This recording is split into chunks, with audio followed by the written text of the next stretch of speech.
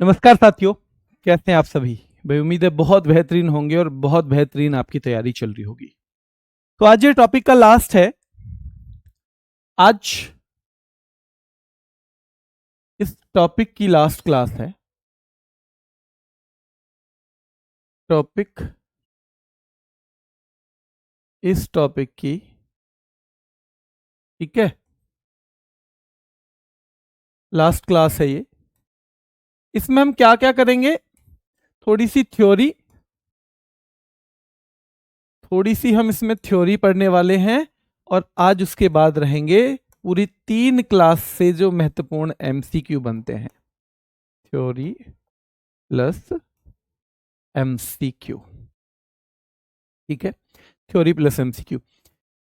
एक चीज और बता दूं मैं कि ये इतने बड़े टॉपिक हैं कि अगर आप चाहो ना तो इस टॉपिक में ही वाणिज्य और व्यापार से कनेक्ट करके सारी इकोनॉमिक्स को भी पढ़ सकते हो। पर हमने कोशिश की है कि जहां से एग्जाम बनते आए हैं और ये मान के चला है कि इकोनॉमिक्स आपने अलग से पढ़ी है, जो आपको सिलेबस में पढ़ाई गई है। तो उन चीजों पे, उन एरियाज में बहुत ज्यादा अंदर तक हम नहीं गए हैं जो इकोनॉमिक्स के अंतर्गत कवर होते हैं।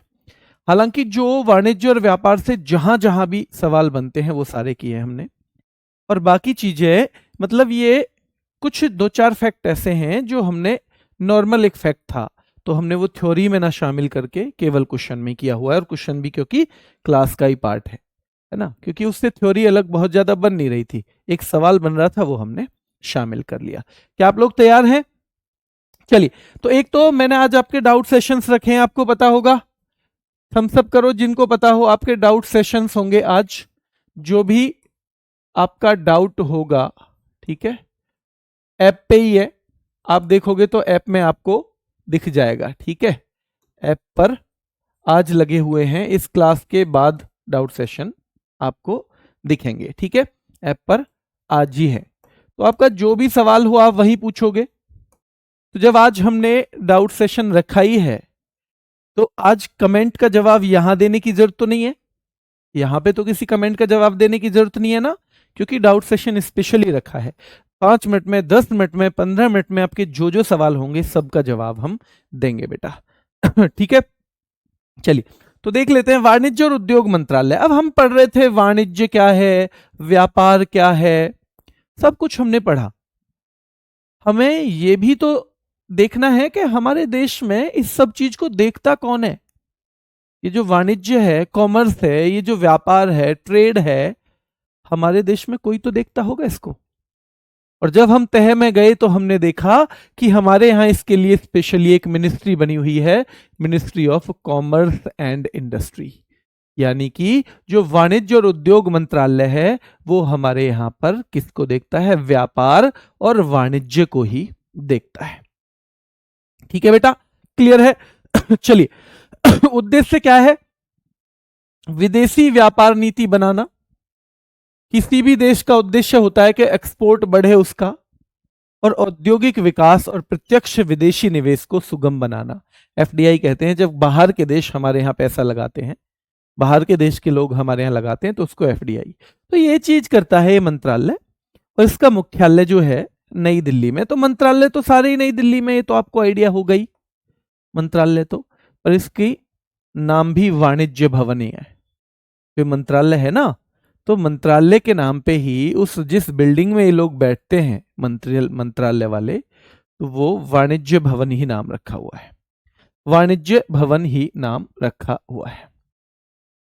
ठीक है, चलिए, तो वाणिज्य और उद्योग मंत्रालय के 2 भाग हैं, वाणिज्य विभाग और उद्योग और आंतरिक व्यापार संवर्धन विभाग। सीधे सवाल आएगा कि भैया वाणिज्य और उद्योग मंत्रालय, ये विभाग क्या चीज होती है?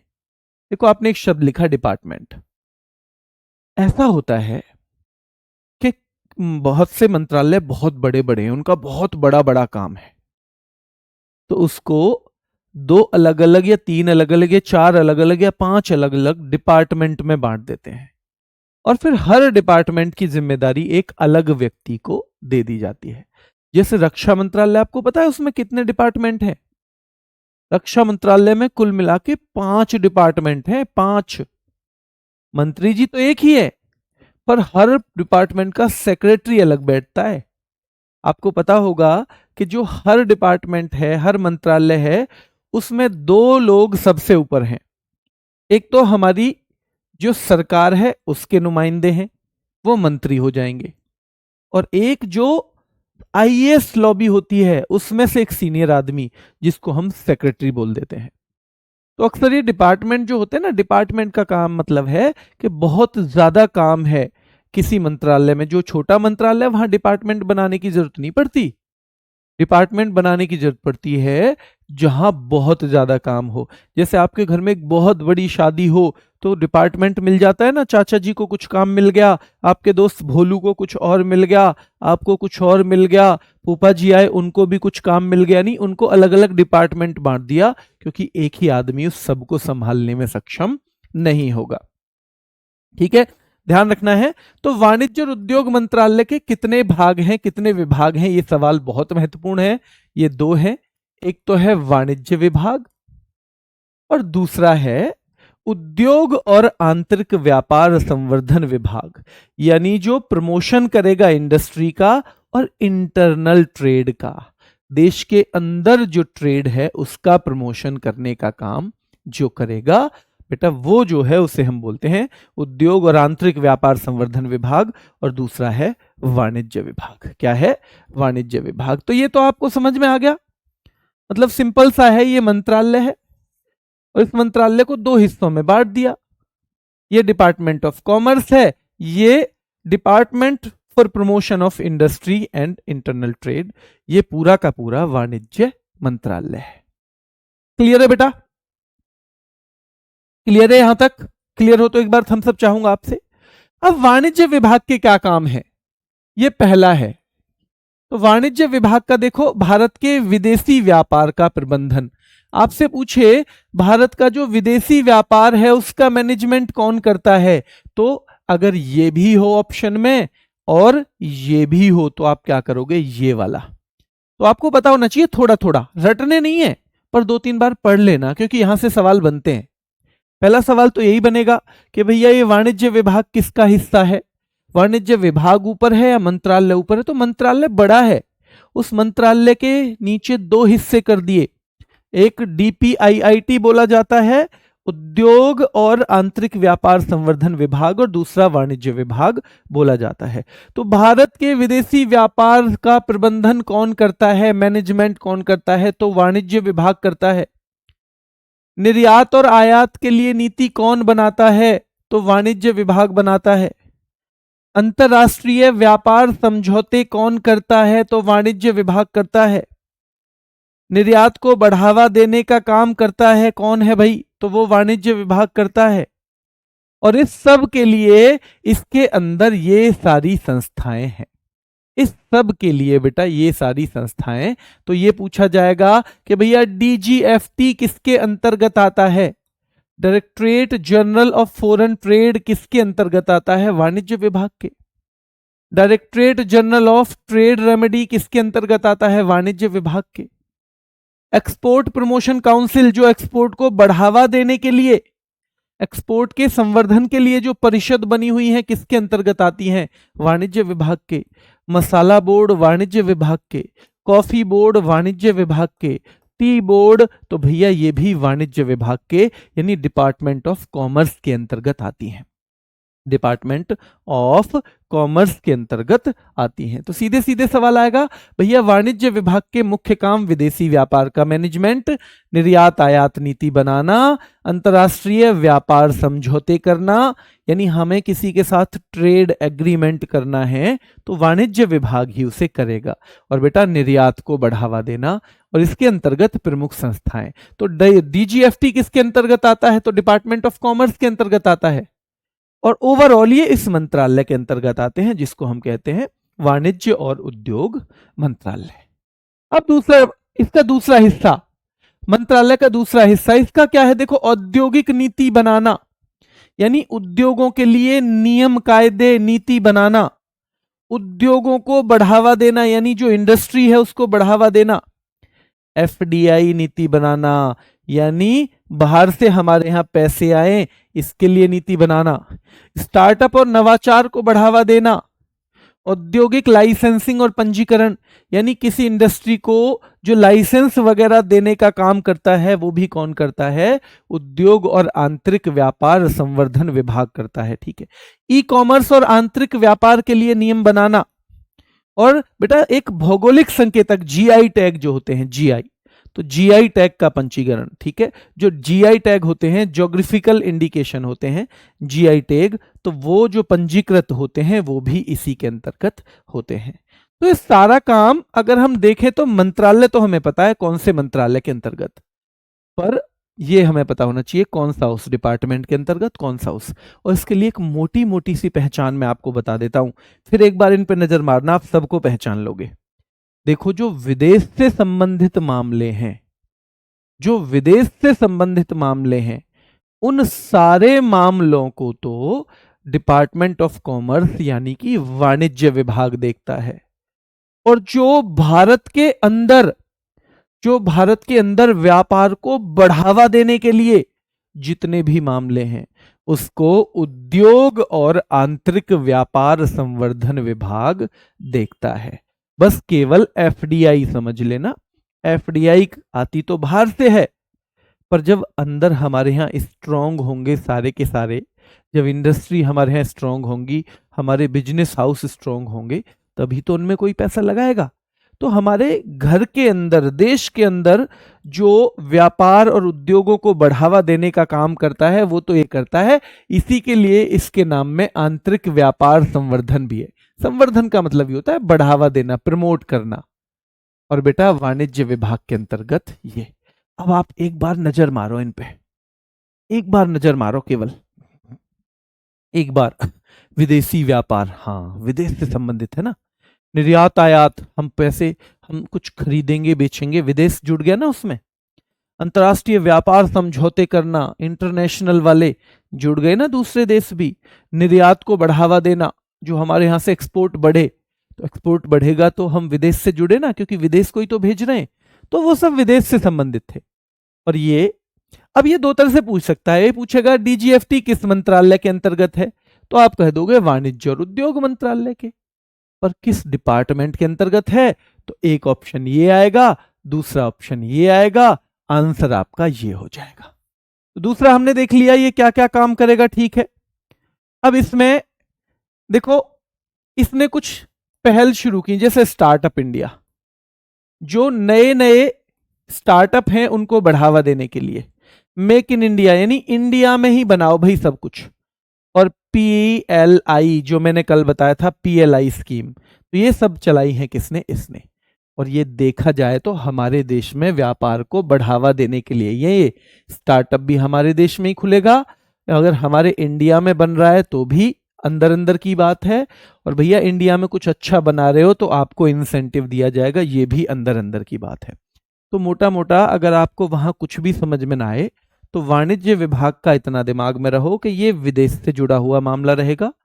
और ये जो DPIIT है, यानी उद्योग और आंतरिक व्यापार संवर्धन विभाग, ये ऐसी चीजों से जुड़ा हुआ रहेगा जो हमारे अंदर, हमारे देश के अंदर व्यापार को बढ़ावा दे, अंदर व्यापार को बढ़ावा दे। ठीक है, क्लियर है बेटा? क्लियर यहां तक हो जाएगा? यहां से क्लियर?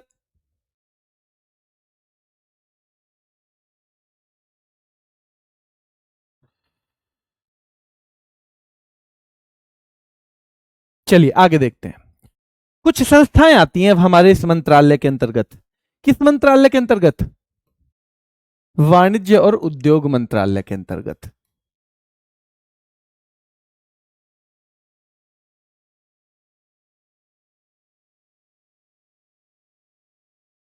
यानी इस मंत्रालय के अंतर्गत कुछ संस्थाएं आती हैं, उन संस्थाओं के बारे में थोड़ा थोड़ा सा पूछ लो। देखो, पहला है विदेश व्यापार महानिदेशालय, DGFT। पहला सवाल बनेगा, विदेश व्यापार महानिदेशालय किसके अंदर में आता है?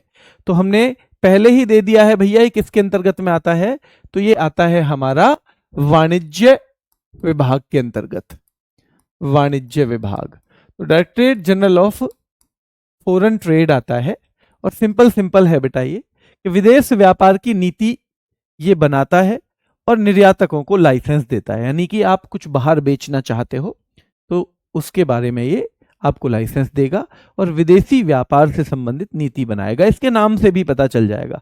और इसका मुख्यालय नई दिल्ली में है, तो ये ज्यादा दिमाग लगाने की जरूरत नहीं है, बस इतना याद रखो वाणिज्य विभाग के अंतर्गत है और विदेशी व्यापार से संबंधित मामले देखता है। एक व्यापार उपचार महानिदेशालय, ये भी उसी के अंतर्गत है बेटा, ये भी हमने देखा था, अभी नाम लिखा देखा था इसका, ये भी वाणिज्य विभाग के अंतर्गत है। अगर कोई और देश हमारे यहां गड़बड़ झाला करने की सोचे, कोई अगर हमारे घरेलू व्यापार को नष्ट करने की सोचे, जैसे कल मैंने डंपिंग बताई थी कि अपना सामान इतनी कम कीमत पे भारत में बेच दे कि भैया हमारे छज्जू मियां की पूरी कंपनी बंद हो जाए कोयला की, तो उस तरह के मामलों को देखने के लिए याद रखना है, उनसे बचाने के लिए ये व्यापार उपचार महानिदेशालय, यानी व्यापार का उपचार जब करना हो, ट्रीटमेंट जब देना हो ना किसी को, तब ये होता है। ठीक है, ये दो पहले संस्थाएं हुआ करती थी, उनको मिलकर बनाया गया है। पर ज्यादा आपके पूछे जाने की संभावना है कि डीजीटीआर यानी व्यापार उपचार महानिदेशालय किसके अंतर्गत आता है, तो वाणिज्य विभाग के अंतर्गत आता है। और विदेशी व्यापार महानिदेशालय भी किसके अंतर्गत आता है, वाणिज्य विभाग के अंतर्गत आता है। अगर ये विभाग ना पूछे, मंत्रालय पूछे, तो मंत्रालय तो एक ही है, वाणिज्य और उद्योग मंत्रालय। चलिए, एक पैकेजिंग संस्थान है। देखो, आप कुछ चीज निर्यात करना चाह रहे हो, निर्यात, आप कोई चीज निर्यात करना चाहते हो, याद रखना है, तो उसके लिए इंटरनेशनल लेवल की पैकेजिंग होगी या नहीं। आप कुछ श्रीलंका में भेजना चाह रहे हो और आपने ऐसी पन्नी में रख के जूते भेज दिए, कोई खरीद लेगा उसको? कल की पीडीएफ नहीं हुई बेटा अभी? ठीक है, अगर नहीं हुई है तो मैं आज जो भेजूंगा वो तीनों की मिला के करवा देंगे अपलोड, तीनों की मिला के। लास्ट वाली क्लास है ना, ये आज लास्ट क्लास है, तो एक ही क्लास में तीनों की मर्ज करके तब मैं भेज दूंगा, अपलोड हो जाएगी, आपकी वो टेंशन खत्म हो जाएगी। ठीक है, और सबसे पहले आपको दिमाग में रखना है कि भैया भारतीय पैकेजिंग संस्थान भी किस मंत्रालय के अंतर्गत आता है, तो इसी मंत्रालय के अंतर्गत आता है। और आपको पता है भैया इंटरनेशनल लेवल की, इंटरनेशनल स्टैंडर्ड की पैकेजिंग जो है, जो हम सामान बाहर भेजेंगे उसके लिए ये करना इसका काम है। ठीक है, मुख्यालय मुंबई में है। कब स्थापना हुई पूछे ना पूछे, लेकिन ये आपके दिमाग में रहना चाहिए। और क्योंकि पैकेज हम अपने देश के अंदर ही कर रहे हैं, तो इसलिए ये उद्योग और आंतरिक व्यापार संवर्धन विभाग के अधीन आता है। क्योंकि पैकेज कर तो हम अंदर ही रहें, पैकेजिंग कर तो अंदर रहें, जरूरी नहीं है सारे सामान को बाहर ही भेज दें, पर उनमें से कुछ बाहर भी भेजना पड़े, उस लेवल की पैकिंग हो, तो ये हमारा हो गया। इस मंत्रालय के अधीन कुछ और चीजें आती हैं। देखो, ये 3-4 कैटेगरी में बांट दिया। जैसे कुछ स्टैच्यूरी बॉडी है, स्टैच्यूरी का मतलब जानते हो, जो किसी कानून के तहत बनाई गई हो। तो हमारे यहाँ एक टी बोर्ड बना हुआ है, किस मंत्रालय के अंतर्गत है, वाणिज्य और उद्योग मंत्रालय। तो वाणिज्य और उद्योग मंत्रालय ये है, तो सारे इस मंत्रालय के अंतर्गत ही, वाणिज्य और उद्योग मंत्रालय बेटा, तो सारे के सारे इसी मंत्रालय के अंतर्गत हैं। तो कॉफी बोर्ड ये भी एक कानून के द्वारा, रबर बोर्ड भी एक कानून के द्वारा बना था, मसाला बोर्ड भी एक कानून के द्वारा बना था। तो आपसे पूछे tea board, coffee board, rubber board, मसाला बोर्ड किसके अंतर्गत आते हैं, तो ये वाणिज्य और उद्योग मंत्रालय के अंतर्गत ही आते हैं, वाणिज्य और उद्योग मंत्रालय के अंतर्गत ही। और हमारे व्यापार को बढ़ाना इनका उद्देश्य है। हमने टी बोर्ड बनाया तो भी मतलब जो टी से संबंधित चीजें हैं उनको बेहतर करने के लिए, रबर बोर्ड बनाया मतलब रबर से संबंधित चीजों का बेहतर करने के लिए, चाहे उसका एक्सपोर्ट हो चाहे कुछ हो। ठीक है, तो कुछ हमारे वैधानिक निकाय हैं, कुछ सार्वजनिक उपक्रम है। देखो, सार्वजनिक उपक्रम कहते हैं जो हमारी सरकार के अंदर कोई सरकारी टाइप कंपनी बन जाए। जैसे इंडियन ऑयल है, वो किसी के एक आदमी की नहीं है, वो हमारी सरकार की है। तो ऐसे ही व्यापार को बढ़ाने के लिए सार्वजनिक उपक्रम भी बनाए हुए हैं, दो महत्वपूर्ण हैं। निर्यात ऋण गारंटी निगम, देखो निर्यात ऋण गारंटी निगम, तो भाई आप जो एक्सपोर्ट करते हो उससे संबंधित चीजों के लिए आपको लोन देना पड़े, अगर क्रेडिट देना पड़े तो यहां से मिलता है। और एक बेटा भारत व्यापार संवर्धन संगठन, इंडिया ट्रेड प्रमोशन ऑर्गेनाइजेशन, यानी भारत में ट्रेड का प्रमोशन करने के लिए, ट्रेड का प्रमोशन यानी उसको बढ़ावा देने के लिए। ठीक है, तो ये हमारे यहाँ सार्वजनिक उपक्रम है। तीसरा स्वायत्त निगम, यानी जो मंत्रालय के अंतर्गत लेकिन इंडिपेंडेंटली काम करते हैं, जैसे Indian institute of foreign trade, और एनपीसी यानी नेशनल प्रोडक्टिविटी काउंसिल। और चौथे नंबर पे जो किसी चीज के निर्यात को बढ़ाने के लिए, किसी चीज के एक्सपोर्ट को बढ़ाने के लिए कोई संस्था बनाई जाए, जैसे engineering export promotion council of India, ये इंजीनियरिंग के निर्यात को बढ़ाने के लिए बनाई गई है। APEDA, agricultural and processed food products export development authority, जो एग्रीकल्चर से संबंधित चीजें हैं, जो या फिर प्रोसेस्ड फूड, यानी कि प्रोसेस का मतलब होता है जैसे हमने आम का अचार बना दिया, तो आम नॉर्मल फूड है, एग्रीकल्चर का प्रोडक्ट है, लेकिन अचार हो गया है प्रोसेस्ड फूड। तो इस तरह की चीजों को बढ़ावा देने के लिए। और MPEDA यानी marine products export development authority, जो समुद्री उत्पाद हैं, जो समुद्र में ऐसी चीजें हैं जो हमारे उपभोग के काम आती हैं, तो उन सब के एक्सपोर्ट को बढ़ाने के लिए परिषद बनाई हुई है। तो आपसे बस ये पूछेगा इसमें, ज्यादा नहीं, कि भाई इनमें से कौन सी संस्था वाणिज्य और उद्योग मंत्रालय के अंतर्गत आती है, तो इनमें से कोई भी ऑप्शन में आए तो आप बता देना। और ये सब किस लिए है? कि हमारे व्यापार को हम बेहतर कर सकें, उसके लिए है ये। हमारे व्यापार को हम बेहतर कर सकें उसके लिए, हम अपने व्यापार को बढ़ा सकें उसके लिए है। इतना ही आपको इसके दिमाग में रखना है। इनमें से जो ज्यादा महत्वपूर्ण है उनका मैंने यहाँ पे आपको थोड़ा थोड़ा सा चीजें बता देता हूं मैं। जैसे एक भारतीय विदेश व्यापार संस्थान है जो हम यहाँ पढ़ रहे थे। कौन सा? भारतीय विदेश व्यापार संस्थान, ये वाला, Indian institute of foreign trade. तो इसका काम क्या है बेटा? व्यापार, शिक्षा और अनुसंधान, यानी बिजनेस से संबंधित एजुकेशन और रिसर्च करना इसका काम है। और ये वाणिज्य विभाग के अंतर्गत आता है। किसके? वाणिज्य विभाग के। सब रटने की जरूरत नहीं है, थोड़ा थोड़ा बस आइडिया रखना, ठीक है। तो भारतीय विदेश व्यापार संस्थान, और इसका मुख्यालय नई दिल्ली में है। अगर स्थापना ना भी याद कर पाओ तो इतना तो कर लेना। मैरीन प्रोडक्ट्स, ये बहुत महत्वपूर्ण है। एक्सपोर्ट डेवलपमेंट अथॉरिटी, पहला सवाल आएगा कि भैया हमारे यहां समुद्री जो उत्पाद है उनके निर्यात को बढ़ावा देने के लिए कौन सी संस्था बनी हुई है? कौन सी संस्था बनी हुई है बेटा? ध्यान रखना है। तो marine products export development authority, हमारे यहां पर marine products export development authority MPEDA, तो ये बनी हुई है जो समुद्री उत्पाद होते हैं उनके निर्यात को बढ़ावा देने के लिए। और ये कब बनी थी? 1972 में। इसका मुख्यालय कहाँ पे है? कोची में है। इसकी तीनों चीजें आपको याद करनी है, तीनों चीजें याद करनी है। सवाल कैसे बनेगा? भारत में समुद्री उत्पादों के निर्यात को बढ़ावा देने के लिए कौन सी संस्था है? क्या IIFT है या MPEDA? तो आप बताओगे MPEDA। फिर APEDA नाम की संस्था हो गई, agricultural and processed food products export development authority. अब इसमें भी पूछा जाएगा भारत में कृषि और प्रसंस्कृत खाद्य उत्पादों के निर्यात को बढ़ावा देने के लिए कौन सी संस्था है? तो आप अपीडा बोल दोगे। क्या बोल दोगे? अपीडा। और जैसे एमपीडा की स्थापना 1972 में हुई, वैसे इसकी 1986 में हुई। जैसे वो कोच्चि में है वैसे नई दिल्ली में है। ये समुद्री उत्पादों के लिए है। जब समुद्री उत्पादों के लिए है तो ये कहीं ना कहीं ऐसी जगह ही तो होना चाहिए जहां समुद्र हो, कहीं ना कहीं ऐसी जगह होना चाहिए ना जहां समुद्र हो। तो ऐसी ही जगह से बना दिया गया है, ठीक है। Marine products export development authority, समुद्री उत्पाद निर्यात विकास प्राधिकरण, स्थापना 1972 में, मुख्यालय कोची में है।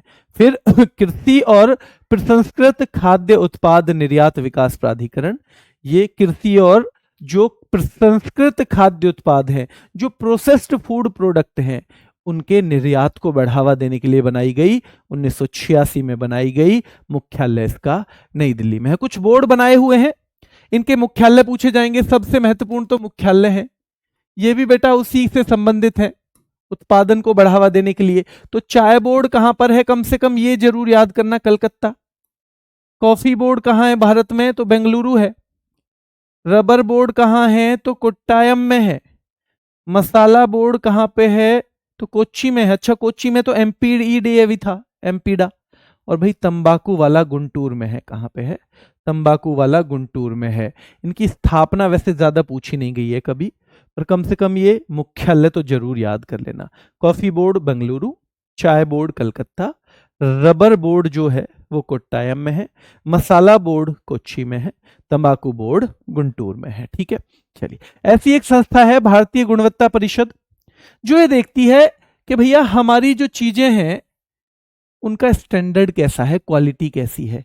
अगर ये बात बताओ, अगर हमारे यहाँ जो चीजें बन रही हैं उनकी क्वालिटी चेक ना हो तो वो कैसी भी बन जाएंगी, और फिर हो सकता है जब उनके बेचने की बात आए तो कोई खरीदे ही ना। तो हम जो विदेश में इतनी अच्छी अच्छी चीजें भेजने की कोशिश कर रहे हैं वो सारा का सारा सिस्टम ही फेल हो जाएगा। इसलिए एक संस्था बनाई हुई है भारतीय गुणवत्ता परिषद। ये क्या देखती है, ये देखती है कि भैया क्वालिटी ठीक ठाक है चीजों की या नहीं है। और इसका मुख्यालय भी कहाँ पे है, दिल्ली में। कहाँ पे है बेटा, दिल्ली में है। ठीक है, एक राष्ट्रीय डिजाइन संस्थान है, ठीक है, ये अहमदाबाद में है, राष्ट्रीय डिजाइन संस्थान अहमदाबाद में। और सीधे सवाल आता है इनमें से किस संस्थान को राष्ट्रीय महत्व का संस्थान घोषित किया गया है, तो भैया इंस्टीट्यूट ऑफ नेशनल इंपोर्टेंस राष्ट्रीय डिजाइन संस्थान को किया गया है। यहां से ऐसे सवाल बनता है। फिर एक राष्ट्रीय उत्पादकता परिषद है, तो जो दक्षता और उत्पादकता बढ़ाने के लिए इसका नाम ही है राष्ट्रीय उत्पादकता परिषद। तो हमारे यहाँ पे जो एफिशिएंसी और प्रोडक्टिविटी बढ़ाने के लिए ये बनी हुई है, और इसका मुख्यालय कहाँ पे है, नई दिल्ली में है। कहाँ पे, नई दिल्ली में। एक और बना हुआ है पेटेंट डिजाइन और ट्रेडमार्क महानियंत्रक।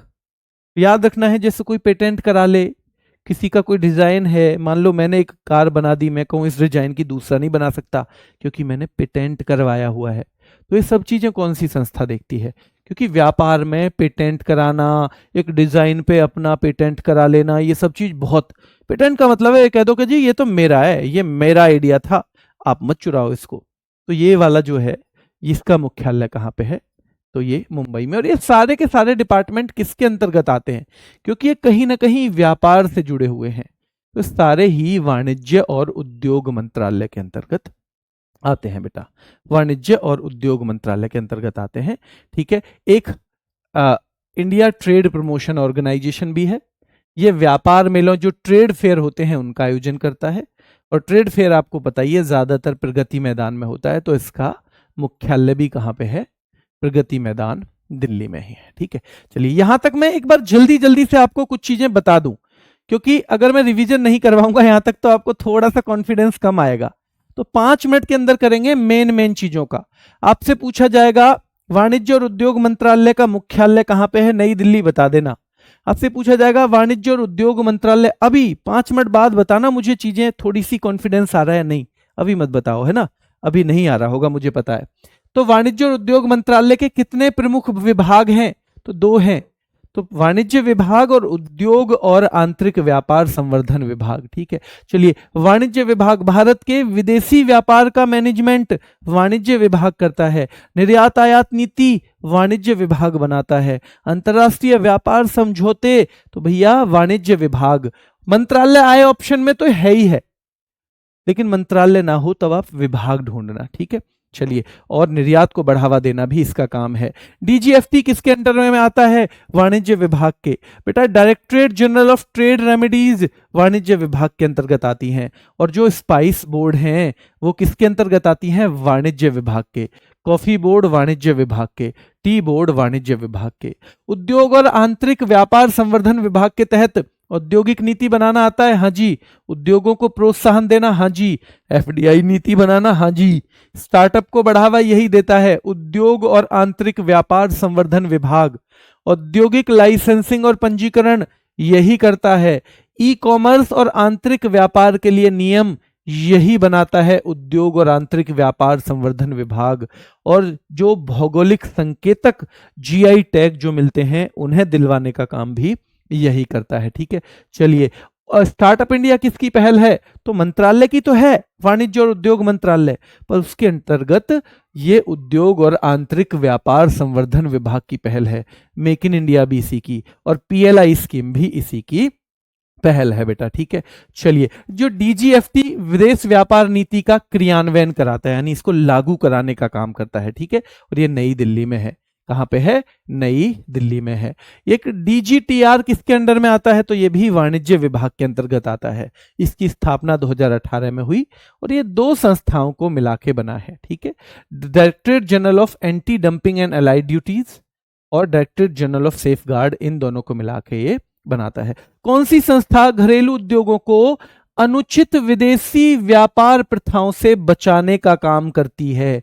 सवाल आएगा, कौन सी संस्था भैया घरेलू उद्योगों को अनुचित विदेशी व्यापार प्रथाओं से बचाने का काम करती है? तो व्यापार उपचार महानिदेशालय करता है। जो भारतीय, देखो, निर्यात के लिए अंतर्राष्ट्रीय लेवल की स्टैंडर्ड की पैकेजिंग करने का काम कौन सुनिश्चित करता है? तो भैया भारतीय पैकेजिंग संस्थान। भारतीय पैकेजिंग संस्थान कहां पे है? मुंबई में है। ठीक है, इनमें से कुछ भी आए किस मंत्रालय के अंतर्गत? तो वाणिज्य, और ये इस मंत्रालय के अंतर्गत है, वाणिज्य और उद्योग मंत्रालय के अंतर्गत बेटा। ठीक है, चलिए ये सारे के सारे हमने देखे ही थे। एमपीडा के बारे में देखना, ये जो marine products export development authority, ये क्या करती है? खास तौर पे जो समुद्री उत्पाद हैं उनके निर्यात को बढ़ावा देती है, प्रमोट करती है। 1972 में स्थापना, कोच्चि में मुख्यालय। इसी तरह खेती वाले और प्रोसेस्ड फूड वाले यानी प्रसंस्कृत खाद्य उत्पाद के निर्यात के लिए कौन सी संस्था काम करती है? एपीडा करती है। फुल फॉर्म आपको पता होनी चाहिए, agricultural and processed food products export development authority. स्थापना 1986 में हुई, मुख्यालय नई दिल्ली में है। चाय बोर्ड का मुख्यालय कलकत्ता में है। कॉफी का बेंगलुरु में है। रबर का कोट्टायम, रबर कोट्टायम। मसाला बोर्ड कोच्चि। तंबाकू गुंटूर बेटा। भारतीय गुणवत्ता परिषद, तो जो हमारे यहाँ पे क्वालिटी स्टैंडर्ड्स होते हैं, किसी चीज के क्वालिटी के स्टैंडर्ड्स, उसके लिए कौन सी संस्था जिम्मेदार है? तो उसके लिए क्वालिटी काउंसिल ऑफ इंडिया यानी भारतीय गुणवत्ता परिषद जिम्मेदार है। राष्ट्रीय डिजाइन संस्थान को क्या घोषित किया गया है? तो राष्ट्रीय महत्व का संस्थान घोषित किया गया है। राष्ट्रीय डिजाइन संस्थान कहां पे है? अहमदाबाद में है। कहां पे है? अहमदाबाद में है बेटा। ठीक है, चलिए यहां तक हमने ये चीजें देख ली। अब आ जाओ, भारत में कितने कोर सेक्टर हैं? सीधे सवाल आता है। कोर यानी कोर का मतलब जो बिल्कुल बहुत महत्वपूर्ण है, बहुत महत्वपूर्ण है, बहुत महत्वपूर्ण। तो कोयला हमारा कोर सेक्टर है। कच्चा तेल, प्राकृतिक गैस, रिफाइनरी उत्पाद, उर्वरक, स्टील, सीमेंट, बिजली, ये हमारे कोर सेक्टर हैं। कोर का मतलब इनसे हमारे देश के विकास में, व्यापार में ये बहुत महत्वपूर्ण भूमिका निभाते हैं। और यहां से सवाल कई बार आ जाता है, इनमें से हमारा कौन सा कोर सेक्टर नहीं है? तो कोयला कोर है, कच्चा तेल कोर है, प्राकृतिक गैस कोर है, रिफाइनरी उत्पाद कोर है, उर्वरक, स्टील, सीमेंट और बिजली। ई कॉमर्स थोड़ा सा आता है क्योंकि यह भी व्यापार का एक नया प्रकार है। यहां बहुत ज्यादा सवाल नहीं पूछे जाते, यहां से बहुत थोड़ा सा आता है।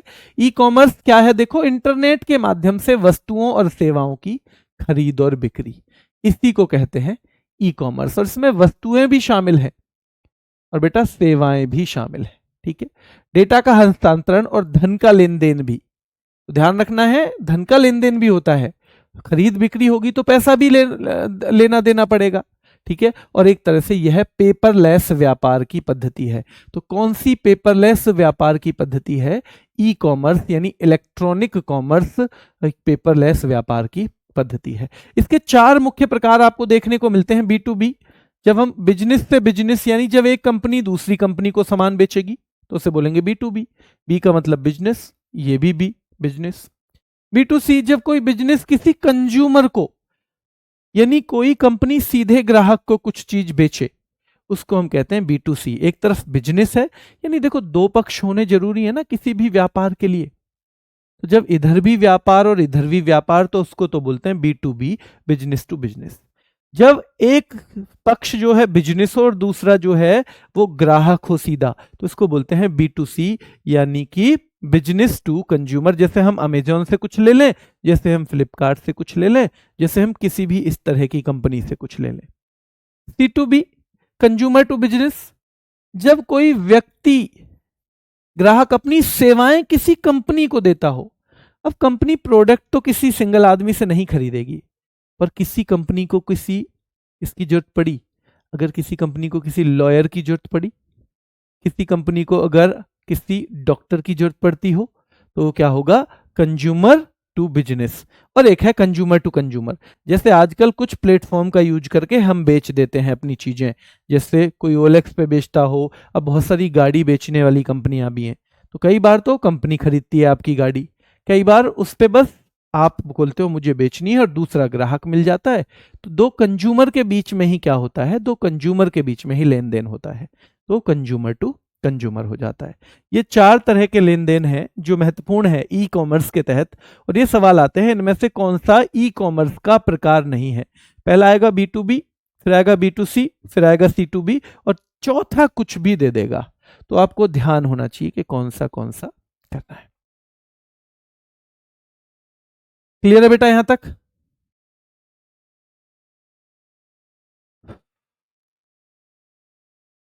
अरुण यादव सर, ये पूरी क्लास यूट्यूब चैनल पर मिल रही है।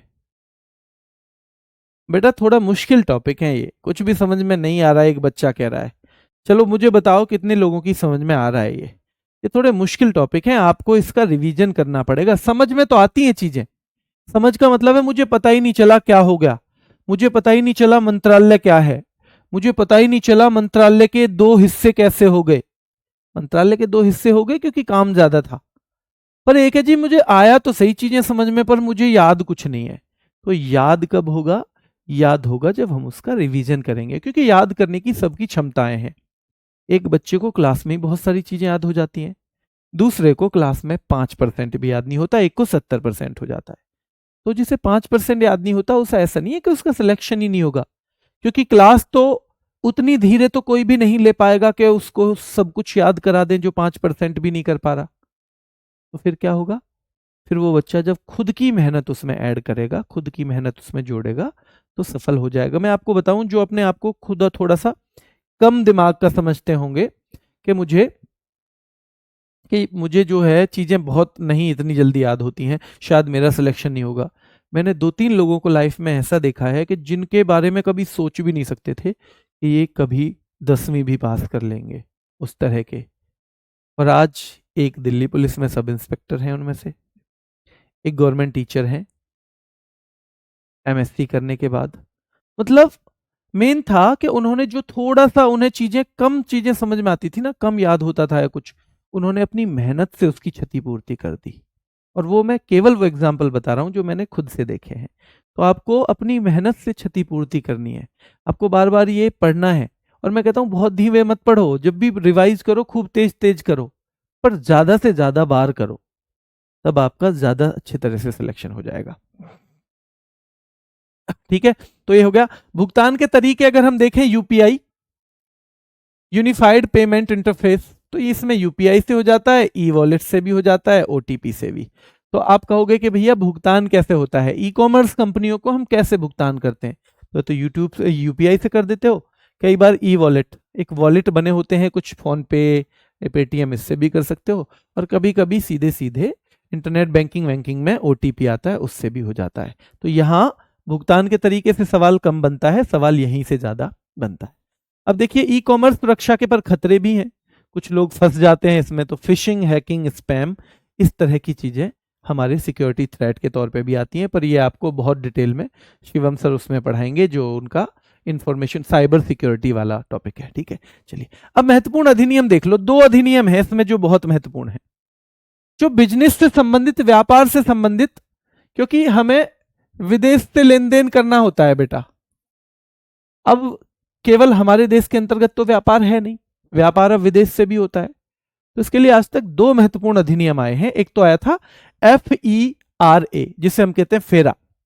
पहला सवाल तो इसकी फुल फॉर्म का ही बन जाता है, पूछते हैं भैया फॉरेन एक्सचेंज रेगुलेशन एक्ट, फेरा की फुल फॉर्म क्या है? Foreign exchange regulation act. ये 1973 में पास हुआ था, लेकिन ये लागू हुआ था 1 जनवरी 1974 से। दोनों ही चीजें पूछी जाती हैं, ये कब पास हुआ था? 1973 से, क्योंकि ये कानून है। एक्ट का मतलब कानून, एक्ट जिस पे भी लिख गया मतलब वो संसद में पेश हुआ होगा और संसद ने उसको पास किया होगा। जैसे आजकल आप देखते हो जैसे जीएसटी पहले पेश हुआ फिर पास हुआ, तो वैसे ही बेटा पारित हुआ, ये पास हुआ 1973 में, लेकिन इसे लागू किया गया 1 जनवरी 1974 से, 1 जनवरी 1974 से। और इसमें क्या क्या रेगुलेशन थे? इसमें बेटा ये था कि हम विदेशी मुद्रा, जहां जहां बाहर से कुछ पैसे का लेन देन होगा, वो किस तरह से किया जाएगा, उसके क्या नियम कानून है। क्योंकि जब आप बाहर से व्यापार करोगे, बिजनेस करोगे, तो पैसे का लेन देन भी होगा। तो नहीं, फॉरेन एक्सचेंज यानी बाहर से जब आप पैसे और चीजों का एक्सचेंज करोगे तो किन नियमों के तहत किया जाएगा। ये थोड़ा कठोर कानून था, थोड़ा सा एक याद रखना, ये कठोर कानून था एक, और अगर कोई इसका उल्लंघन करता था तो उल्लंघन पर जुर्माना और जेल दोनों हो जाती थी। अब इसको हम पूरा नहीं पढ़ेंगे जितना हमारे काम का है, यानी कि जुर्माना और जेल। अब जब ये चल रहा था उसके बाद हमने देखा, मतलब ये उस पे भी नियंत्रण लगाता था, जो बाहर से हमारे अंदर पैसा आता था ना, हमारे देश में जो पैसा लगाता आता था बाहर से, उस पे भी ये कंट्रोल करता था, यानी नियंत्रण लगाता था। यानी थोड़ा कठोर कानून है, इतना दिमाग में रखिए। अब 1991 में जब हमारे देश की स्थिति बहुत खराब हो गई आर्थिक तौर पे, विदेशी व्यापार के लिए हमारे पास पैसा भी नहीं बचा, तो हमने थोड़े से उदार कानून लेके आए। हम पहले क्या करते थे, हम पहले बहुत बहुत ज्यादा नियंत्रण, बहुत ज्यादा कंट्रोल रखते थे अपने बिजनेस पे, अपने जो बिजनेस हाउस हैं, इंडस्ट्री हैं, उन पे बहुत कंट्रोल रखते थे। उस कंट्रोल का ये हुआ कि वो ग्रो नहीं कर पाया ज्यादा। आप देखेंगे जिस घर में बच्चे पे बहुत कंट्रोल किया जाएगा हर छोटी छोटी बात पे, तो फिर वो ग्रो नहीं कर पाता, यानी उसका बौद्धिक स्तर फिर बढ़ नहीं पाता, वो थोड़ा कुंठित टाइप का हो जाता है। तो वैसे ही हुआ। तो फिर क्योंकि हमें जरूरत पड़ी कि अब हम थोड़ा सा उदारीकरण करने लगे 1991 में, हम एलपीजी रिफॉर्म लेके आए। यानी हमने कहा ठीक है, हम अपनी इकोनॉमी को थोड़ा खोलते हैं, विदेश वाले लोगों को भी मौका देते हैं कि वो भारत में आए और इंडस्ट्री उद्योग वगैरह लगाएं। तो हमने लिबरलाइजेशन किया, यानी हम थोड़े से लिबरल हो गए। पहले कंट्रोल कर रहे थे, तेरे पास कोई नहीं आएगा, पापा कह रहे थे तेरे पास कोई नहीं आएगा लड़के, तेरे पास कोई नहीं आना चाहिए। फिर पापा ने कहा चल 2-3 दोस्त अच्छे अच्छे हैं उनको बुला सकते हो, लिबरलाइजेशन हो गया। प्राइवेटाइजेशन, फिर कंपनियां, पहले सरकार कहती थी सब कुछ मैं ही बनाऊंगी, ये भी मैं, ये भी मैं, ये भी मैं, सरकार के पास पैसा तो है नहीं उतना, तो फिर कहा चलो प्राइवेट लोग भी बना सकते हैं, प्राइवेटाइजेशन कर दिया कुछ चीजों का। और एक ग्लोबलाइजेशन के केवल व्यापार हमारे देश तक सीमित नहीं रहा, व्यापार इंटरनेशनल हो गया। ये हम रिफॉर्म लेके आए। जब ये रिफॉर्म लेके आए तो हमारा ये कानून थोड़ा सा उसके हिसाब से थोड़ा सा कठोर था, यानी जो हम चीज करना चाह रहे थे उसमें बाधा बन रहा था। तो इसलिए इसके ऊपर एक और नया आया भैया, फेमा कानून, जिसे कहते हैं फॉरेन एक्सचेंज मैनेजमेंट एक्ट। अब यहां से ही समझ में आ जाएगा आप, ये रेगुलेशन है मतलब नियम कायदे वाला, और ये मैनेजमेंट है भाई, फॉरेन एक्सचेंज का मैनेजमेंट कैसे करेंगे। तो थोड़ा ये कम कठोर कानून है, कम कठोर, उसमें जेल नहीं रहा अब मामला, ठीक है, जेल नहीं, अगर कुछ उल्लंघन भी हो जाए ना, ठीक है ना, उल्लंघन पर जेल नहीं, जुर्माने से ही काम चल जाएगा। उल्लंघन पर जेल की जरूरत नहीं है, जुर्माना दे देंगे तो ही काम चल जाएगा, ठीक है। तो ये वाली चीजें आई। तो ये 2 एक्ट हैं, एक तो फेरा 73 में पास हुआ, 74 में लागू हुआ, और एक फेमा है फॉरेन एक्सचेंज मैनेजमेंट एक्ट, इसकी भी फुल फॉर्म आपको पता होनी चाहिए, ठीक है। और ये उसके प्रबंधन और विनियमन के लिए बनाया गया कानून है, थोड़ा सा हल्का है उससे, ठीक है। पुराने कानून को इसने बदल दिया था 1973 वाले को। ये पास हुआ 1999 में और लागू हुआ 1 जून 2000 से। वो पास हुआ था फेरा, फेरा कब पास हुआ था ध्यान रखना है, 1973 में, और लागू हुआ था 1 जनवरी से। यहां पे थोड़ा अंतर है, 1 जनवरी 1974, क्योंकि पैसा बाहर से आ रहा है तो उसका मैनेजमेंट करना जरूरी है, वरना जो बाहर से पैसा आता है कई बार वो नुकसान भी करता है, उसके अपने अपने नुकसान भी हैं, ठीक है। क्लियर है बेटा दोनों ये चीजें। अब आपसे कोई पूछे इनमें से कौन सा कठोर है, फेरा कठोर है। इनमें से कौन से में जुर्माना और जेल दोनों हो जाती हैं, फेरा में हो जाती हैं। इसकी फुल फॉर्म तो याद करनी ही पड़ेगी। कौन सा कम कठोर है वो भी पता हो जाएगा आपको, कौन सा पहले आया था ये भी पता है। फेरा पहले आया था 1973 में, आया 74 में लागू हुआ, और फेमा 1999 में पास हुआ और 2000 से लागू हुआ। तो ये सारी की सारी चीजें आपके दिमाग में हो जाएंगी। अब कुछ एमसीक्यू कर लेते हैं। एमसीक्यू करेंगे और आप मुझे बताएंगे कि आप काउंट करेंगे कितने गलत हुए, काउंट करेंगे कितने गलत, कर लेंगे ना? ईमानदारी से बताना, और है ना, आपको 3-4-5 सेकंड का समय मिलेगा हर को अटेम्प्ट करने के लिए, बाकी तो फिर हम प्रैक्टिस कर ही लेंगे। निम्नलिखित में से आंतरिक व्यापार के अंतर्गत क्या आता है? हमारी पहली क्लास जो थी, हमने बताया था आंतरिक व्यापार के अंतर्गत क्या आता है। आंतरिक व्यापार के अंतर्गत क्या मैंने दो चीजें बताई थी, फुटकर व्यापार और थोक व्यापार। जैसे बाह्य व्यापार के अंतर्गत मैंने क्या बताया था? बाह्य व्यापार के अंतर्गत मैंने आयात बताया था, निर्यात बताया था और पुनर्निर्यात बताया था। बताया था नहीं बताया था? आयात, निर्यात, पुनर्निर्यात। और वैसे ही आंतरिक में फुटकर, और ध्यान रखना है बेटा, आंतरिक व्यापार के तहत क्या क्या है? फुटकर और थोक व्यापार। तो आंसर में आ जाएगा थोक व्यापार। ठीक है।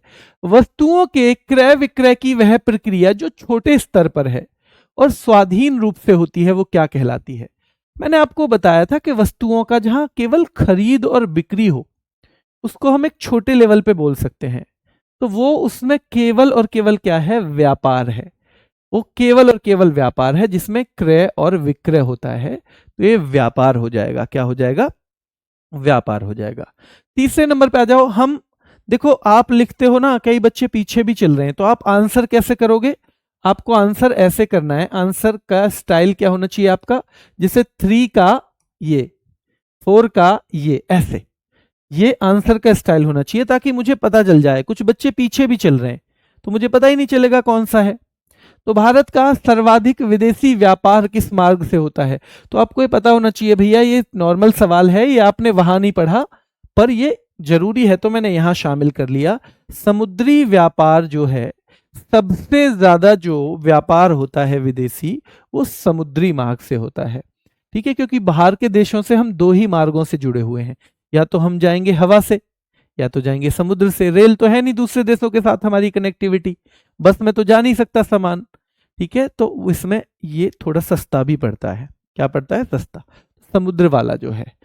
व्यापार की सहायक क्रियाएं जो है, जैसे परिवहन है, बैंकिंग है, बीमा है, ठीक है, इसके अलावा एडवर्टाइजिंग है, एडवर्टाइजिंग भी बोल देंगे हम। ठीक है, एडवर्टाइजिंग भी है, यानी विज्ञापन, विज्ञापन, ये सब को किस में शामिल किया जाता है? तो आपको पता है।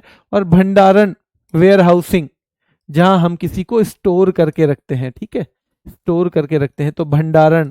ये सब चीजें जब सामान बन जाए, उसे खरीद बिक्री से पहले भी इन सब चीजों से गुजरना पड़ता है। उसका कहीं ना कहीं ट्रांसपोर्ट किया जाएगा किसी माध्यम से दूसरी जगह। पैसे की जरूरत होगी इंडस्ट्री को वो प्रोडक्ट बनाने के लिए, तो भैया बैंकिंग से पैसा लेगा। कहीं कोई नुकसान ना हो जाए इसके लिए बीमा भी करवाएगा। विज्ञापन भी होगा बेटा। क्या होगा? विज्ञापन भी होगा। एडवर्टाइजमेंट भी होगा, ताकि जो कस्टमर है उन तक खबर तो पहुंचे कि हमने कुछ बना दिया है। और कहीं उन चीजों को स्टोर भी करना पड़ेगा। And they are part of commerce. वो सारे के सारे वाणिज्य के हिस्से हैं। किसके हैं? वाणिज्य के हिस्से हैं। बहुत शानदार। वाणिज्य मुख्य रूप से किसका संदर्भ देता है इनमें से? देखो, कृषि गतिविधियां वाणिज्य बिल्कुल नहीं, वस्तुओं का उत्पादन बिल्कुल नहीं, वस्तुओं का वितरण, बांटने के लिए जो चीजें जरूरी है उसको बोलेंगे हम वस्तुओं का वितरण। इन चारों में से तो यही आएगा। निम्न में से क्या तृतीयक क्षेत्र के उद्योग के अंतर्गत आता है? मैंने बताया था प्राथमिक में तो ज्यादातर जो हमें प्रकृति से चीजें मिलती हैं, वो सब चीजें, पशुपालन है, खनन है, वानिकी है, ये सब प्राथमिक क्षेत्र में आता है इकोनॉमिक्स के में। दूसरी में जो निर्माण होता है, जो मैन्युफैक्चरिंग होती है चीजों की, विनिर्माण, तो वो दूसरा सेक्टर है। और जो तीसरा सेक्टर है उसको हम बोलते हैं टर्शरी सेक्टर या सर्विस सेक्टर। तो यहां पे क्या हो जाएगा? ये बेटा 6 का हो जाएगा सेवा क्षेत्र। कौन सा हो जाएगा? सेवा क्षेत्र। व्यापार और वाणिज्य की स्वतंत्रता का प्रावधान भारतीय संविधान के किस भाग में है? देखो, बहुत ज्यादा क्योंकि यहां से सवाल आता नहीं है, बस इतना आता है, इसलिए मैंने क्वेश्चन में रख लिया है। अगर ये गलत हो तो इसको गलत मत गिनना, क्योंकि ये मैंने आपको क्लास में नहीं करवाया था। ठीक है, क्लास का ही हिस्सा है, क्योंकि ये भी एमसीक्यू भी, जो बहुत बड़ा टॉपिक नहीं है, जो बस एक सवाल आएगा सीधे, तो मैंने वो यहां शामिल किए। तो अगर ये आपका गलत है तो इसको गलत मत मानना, क्योंकि ये हम पढ़ रहे हैं। तो भाग 13 में व्यापार और वाणिज्य की स्वतंत्रता जो है वो भारतीय संविधान के भाग 13 में आती है, और इसमें अनुच्छेद 301 से 307 तक भैया कि भारत के राज्य क्षेत्र के अंदर व्यापार, वाणिज्य और समागम की स्वतंत्रता रहेगी, ये इसमें दिया गया है भाग 13 में। तो भाग 13 हमारे लिए महत्वपूर्ण है। इनमें से ई कॉमर्स का प्रकार क्या है? जैसे B2B हमने पढ़ा था, B2C भी पढ़ा था, कंज्यूमर टू कंज्यूमर भी पढ़ा था, लेकिन डिस्ट्रीब्यूटर से एम्प्लॉय हमने कहीं नहीं पढ़ा था। तो डिस्ट्रीब्यूटर से एम्प्लॉय वाला जो है वो गलत हो जाएगा, बाकी के सारे ठीक हैं। ठीक है, चीजें हो रही हैं, अटेम्प्ट कर पा रहे हो, क्वेश्चंस को कर पा रहे हो जिन्होंने तीनों क्लास ली हैं।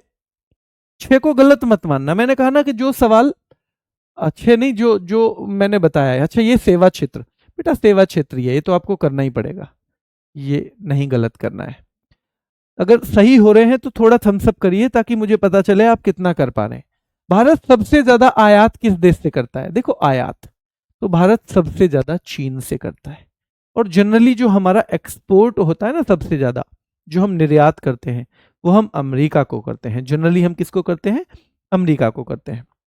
ठीक है, और भारत का सबसे बड़ा आयात साझेदार, इसको हम लार्जेस्ट इंपोर्ट पार्टनर बोल सकते हैं, और हमारा लार्जेस्ट एक्सपोर्ट पार्टनर जो है लेटेस्ट वो है अमेरिका। क्या है? अमेरिका है बेटा। एपीडा का मुख्यालय कहाँ है? तो एपीडा हमने देखा ही था, कृषि और जो प्रोसेस्ड फूड प्रोडक्ट हैं उनका जब हमें निर्यात करना है तो उसको बढ़ावा देने के लिए संस्था बनी है। 1986 में बनी थी। कहाँ पे बनी थी? 1986 में। कब बनी थी आपको पता ही है ना, 1986 में। हाँ जी। और एम्पीडा 1972 में बनी थी। एम्पीडा 1972 में, पीछे मैंने लिखवाया हुआ है, रखेंगे। व्यापार के संदर्भ में थोक विक्रेता कौन होता है? तो दो विक्रेता हैं, एक व्यक्ति जो बड़ी मात्रा में खरीदता और बेचता है उसको बोलते हैं, एक व्यक्ति जो बड़ी मात्रा में खरीदता और बेचता है उसको हम होलसेलर बोलते हैं। क्या बोलते हैं? थोक विक्रेता बोलते हैं। ठीक है, और आंतरिक व्यापार जो है, इंटरनल ट्रेड, हमारा दो ही चीजों से बनना होता है, खुदरा व्यापार है ना, जिसको हम कह देते हैं खुदरा व्यापार, और दूसरा या फुटकर व्यापार, और दूसरा थोक व्यापार। ठीक है, चलिए, विदेशी मुद्रा विनियमन अधिनियम किस वर्ष पारित हुआ? तो फॉरेन एक्सचेंज रेगुलेशन एक्ट, आपको पता है ये 1973 में पास हुआ था। उसकी लागू की तारीख आपको बार बार पढ़नी है। ये लागू हुआ था 1 जनवरी 1974 को। कब हुआ था? 1 जनवरी 1974 को। तो ये आपको बताना है, ठीक है, खुद को।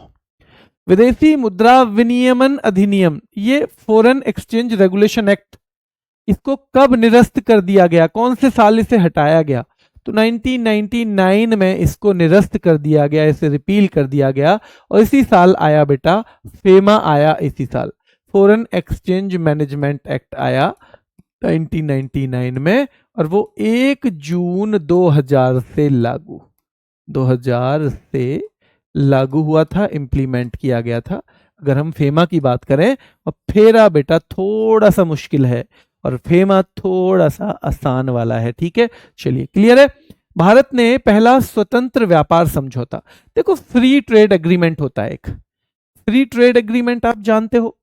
फ्री ट्रेड एग्रीमेंट जैसे दो देश हैं, मान लो यही हुआ था, ये भारत और श्रीलंका, भारत और श्रीलंका।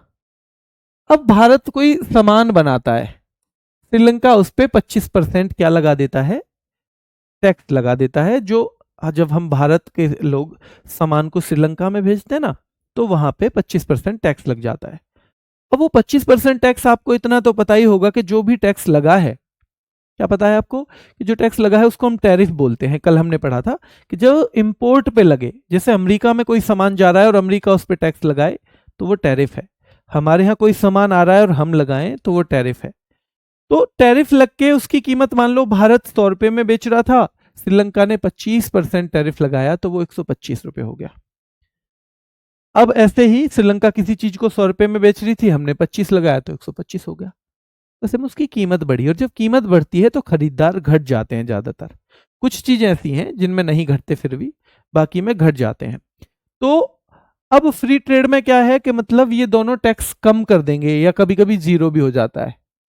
जब वो जीरो हो जाता है तो वो सामान सस्ते में ही पड़ जाएगा, वहां जाके सस्ते में पड़ जाएगा तो मतलब लोग ज्यादा खरीदेंगे, और ज्यादा खरीदने का मतलब है कि हम दोनों देशों के बीच में व्यापार बढ़ेगा, खूब सारा व्यापार बढ़ेगा, एक दूसरे की चीजें खूब खरीदी जाएंगी क्योंकि उनकी कीमत। अब इसमें ऐसा भी होता है जैसे वही चीज श्रीलंका में किसी दूसरे देश से भी आ रही थी, तो भारत ने दूसरे देश से आ रही थी, मान लो वो 90 रुपए में, पर उसके साथ श्रीलंका का फ्री ट्रेड एग्रीमेंट नहीं हुआ, तो हमारा हुआ तो हमारी 100 रुपए की चीज भी वहां 100 में ही मिल गई। और श्रीलंका ने दूसरे देश के साथ नहीं किया था, तो उसकी 90 रुपए की चीज पे 25% क्या लगेगा, टैरिफ लगेगा, तो वो 22.5 रुपए और जुड़ जाएंगे, तो महंगी हो जाएगी। तो खरीदेगा किसका फिर आदमी? जब तक हमारी पे भी टैक्स लग रहा था तब तक वो हमारा खरीद रहा था, उसका श्रीलंका का खरीद रहा था, दूसरे वाले देश का खरीद रहा था जो 90 वाला प्रोडक्ट है, पर अब वो हमारा खरीदेगा क्योंकि हमारा सस्ता मिल रहा है। ये चीज है, ठीक है, क्लियर है। तो भारत ने पहला स्वतंत्र व्यापार समझौता किस देश के साथ किया था? तो श्रीलंका के साथ किया था, 1998 में किया था, 2000 में ये लागू हुआ था। भारत की नई विदेश व्यापार नीति कब लागू की गई? तो 2023 में आई थी ये, और ये 1 अप्रैल 2023 से लागू हुई। भारत का पहला विशेष आर्थिक जोन कहां बना? SEZ।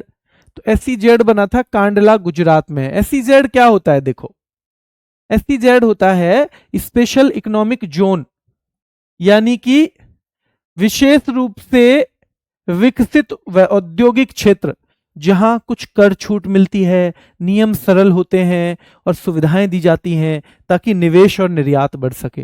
मतलब यहां कंपनियों को खूब सारी सुविधाएं बनाई जाती हैं। एक क्षेत्र बना दिया, उस क्षेत्र में जैसे आपको भटकना पड़ता था किसी चीज के लाइसेंस के लिए, अरे भाई यहीं मिल जाएगा तुम्हें, यहाँ बिजली भी 24 घंटे रहेगी, सब चीजें, यानी कि SEZ का मतलब है वहां पर जो उद्योग हैं उनको स्पेशल सुविधाएं मिलती हैं ताकि वो बेहतर से बेहतर प्रोडक्शन कर सकें। बेहतर प्रोडक्शन करेंगे तो भैया क्या होगा, एक्सपोर्ट भी ज्यादा कर पाएंगे। तो एक तरह से SEZ व्यापार को फैसिलिटेट करने के लिए, व्यापार को और सुविधाजनक बनाने के लिए, ताकि व्यापार जल्दी फले फूले, उस तरह के जो क्षेत्र होते हैं उनको बेटा, ठीक है। चलिए, और इससे पहले EPZ हुआ करते थे, एक्सपोर्ट प्रोसेसिंग जोन, ऐसे औद्योगिक क्षेत्र जहां मुख्य उद्देश्य निर्यात के लिए वस्तुओं का उत्पादन करना होता है। यहां केवल निर्यात के लिए नहीं है, या भैया हमारे लिए भी है, हम खुद के लिए भी यूज करेंगे, पर एक्सपोर्ट प्रोसेसिंग जोन जो है वो ऐसे औद्योगिक क्षेत्र होते हैं जहां निर्यात के लिए वस्तुओं का उत्पादन करना होता है खास तौर पे। EPZ और SEZ में ये अंतर आ जाएगा। तो EPZ में थोड़ी सी कम सुविधा हो सकती है, पर SEZ में ज्यादा सुविधाएं होती हैं। क्या होती हैं? ज्यादा सुविधाएं होती हैं, ठीक है। चलिए, भारत की विदेश व्यापार नीति क्या कहलाती है? तो देखो, विदेश व्यापार नीति तो EXIM नीति कहलाती है, यानी एक्सपोर्ट इंपोर्ट पॉलिसी, और एक्सपोर्ट इंपोर्ट को हमने कर दिया EXIM। क्या कर दिया है? EXIM पॉलिसी कर दिया है। स्वतंत्रता के पश्चात हमारी पहली औद्योगिक नीति कब आई? तो आपको पता ही है कि भैया 1948 में आई थी। फिर एक 1956 में भी आया था औद्योगिक नीति प्रस्ताव, फिर 1977 में भी आई थी, आपको पता होगा। 1980 में इंदिरा गांधी लेके आई इस वाली में कुछ बदलाव लाने के लिए। 1991 में हमारी नई औद्योगिक नीति आई जिसमें LPG पे जोर दिया गया, लिबरलाइजेशन, प्राइवेटाइजेशन, ग्लोबलाइजेशन पे जोर दिया गया। तो स्वतंत्रता के पश्चात पहली औद्योगिक नीति पूछी जाए, 1948।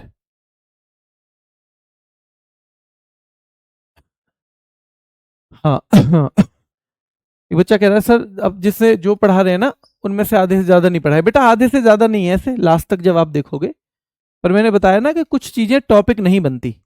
अब मैं उनको अगर पढ़ा रहा होता ना, और ये क्लास में ही तो है, ये भी क्लास में ही है, वो चीज जो वहां अभी तक नहीं पढ़ाई उसे मैं यहाँ फिर समझा रहा हूं आपको। आप समझने की कोशिश करो कि उसे मैं क्वेश्चन के साथ भी समझा रहा हूं, और मैंने बता दिया है कि उसको आप गलत भी मत मानिए क्योंकि उसे आप फर्स्ट टाइम अटेम्प्ट कर रहे हो।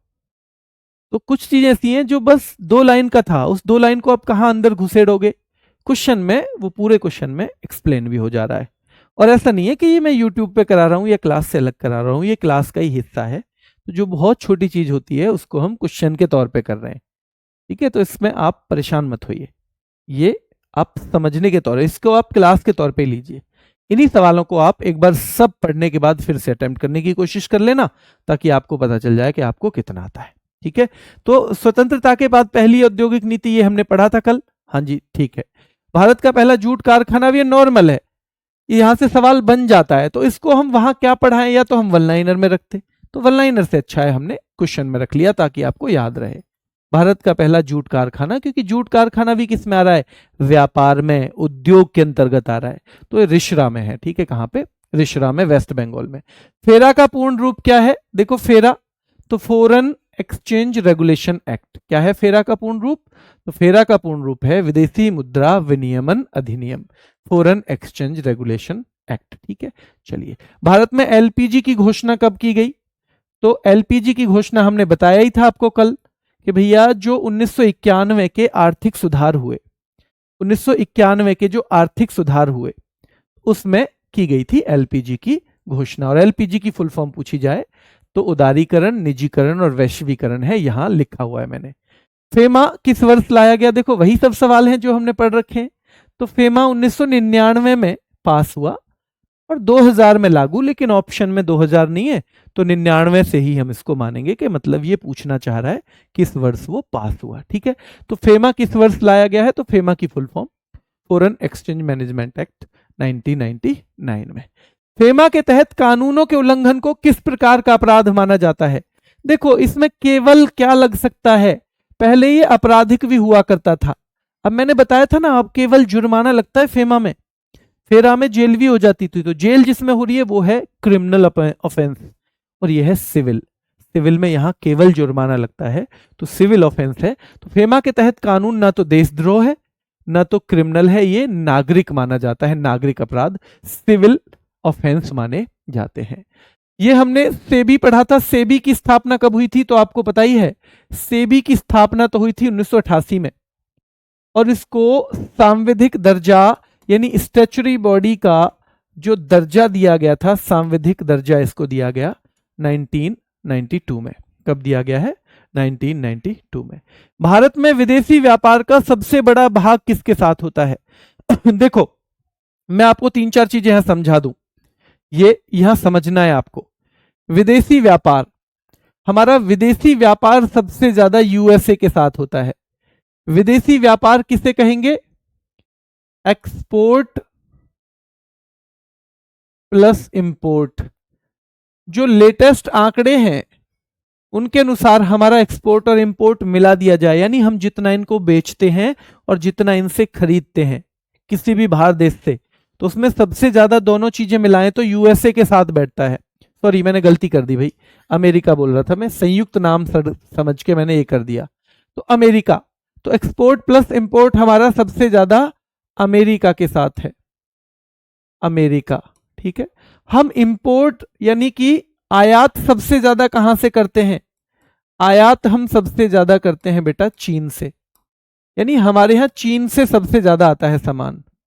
एक्सपोर्ट हम सबसे ज्यादा किसे करते हैं सामान का, यानी निर्यात हम करते हैं सबसे ज्यादा अमेरिका को, ठीक है, अमेरिका को करते हैं। तो ये 2-3 फैक्ट आएंगे और इनको आप ये मान लीजिए कि ये मैंने यहां आपको पढ़ा दिया, अब इनके क्वेश्चन आपको अटेम्प्ट करने हैं। इस तरह से आपको इसके क्वेश्चन अब अटेम्प्ट करने हैं। तो 25 का हो जाएगा ए, आयात हम सबसे ज्यादा चीन से करते हैं, निर्यात सबसे ज्यादा अमेरिका को करते हैं।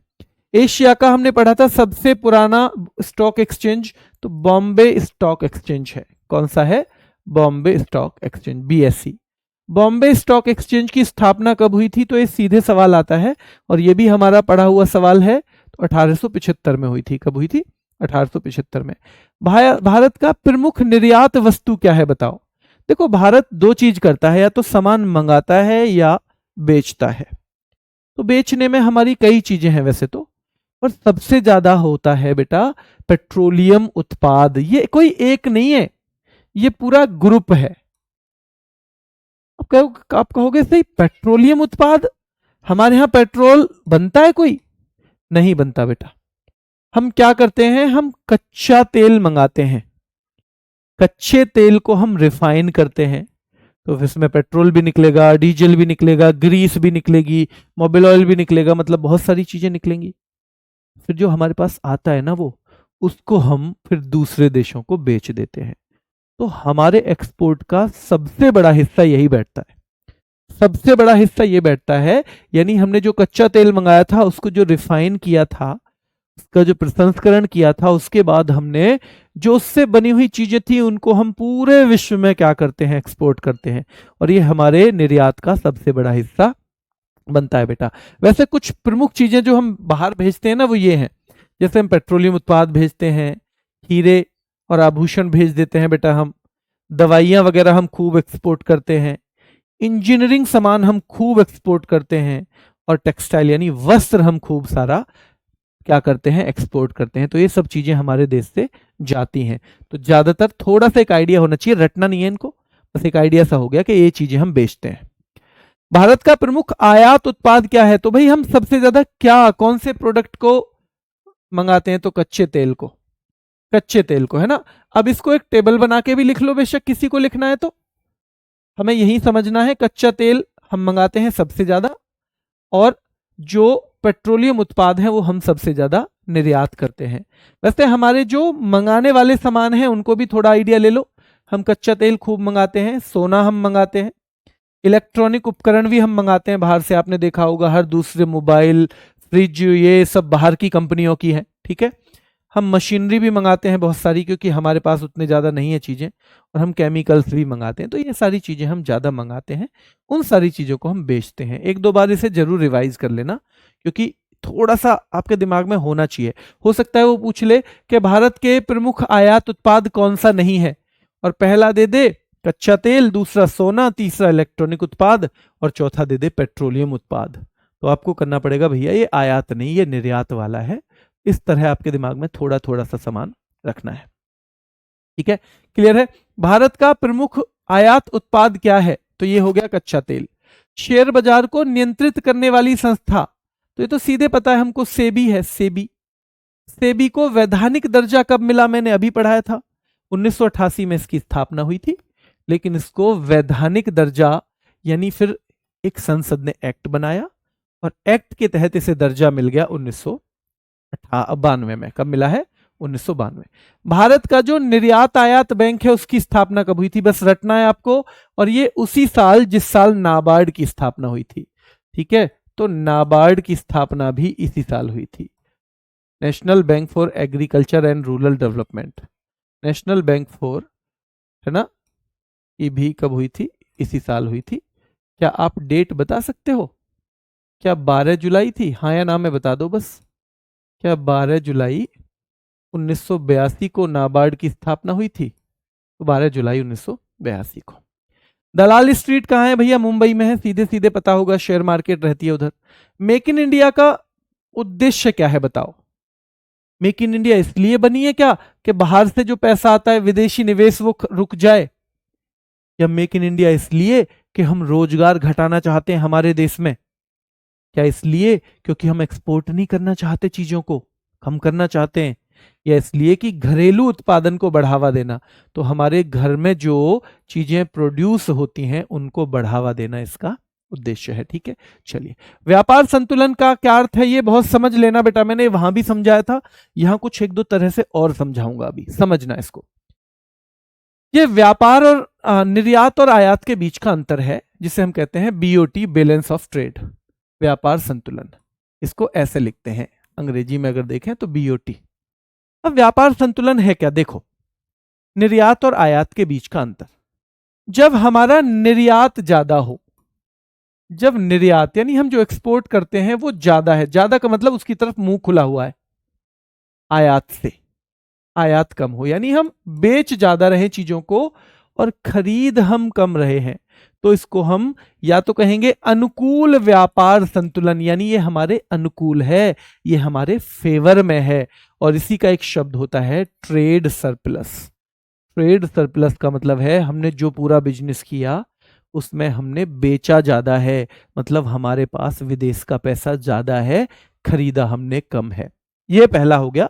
तो अनुकूल का मतलब होगा जब हम बेचें ज्यादा और खरीदें कम। अगर बिजनेस वाले हैं ना हम, तो ऐसा होना ही चाहिए। अब हम अगर एक किसान के तौर पे देखें, हम कहें जी हम अपनी जमीन भी बेच दें, क्या जमीन नहीं बेटा, केवल मान लो हम फसल वगैरह ज्यादा बेच रहे हैं, खरीदनी कम पड़ रही हैं चीजें, तो याद रखना है। अब प्रतिकूल उल्टा हो जाएगा जब आयात ज्यादा हो। आयात का मतलब हम खरीद बाहर से ज्यादा रहे, तो मतलब हमें पैसा देना पड़ रहा है ज्यादा, जबकि जो बेच के मिल रहा है वो मिल रहा है हमें कम। इसको कहते हैं हम व्यापार घाटा या प्रतिकूल व्यापार संतुलन, अनफेवरेबल, जो हमारे फेवर में ना हो। ठीक है।